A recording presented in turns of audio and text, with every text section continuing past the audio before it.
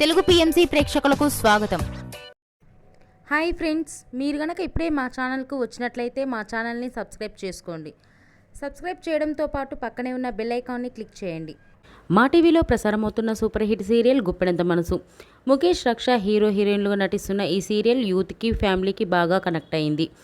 రీసెంట్గా ఈ సీరియల్లో రిషి, వసుధార పెళ్లి తర్వాత జగతి క్యారెక్టర్ ముగిసిన విషయం అందరికీ తెలిసిందే. జగతి తన లేటెస్ట్ వీడియోని అభిమానులతో పంచుకుంది. ఆ వీడియోని మనం కూడా చూసేద్దాం.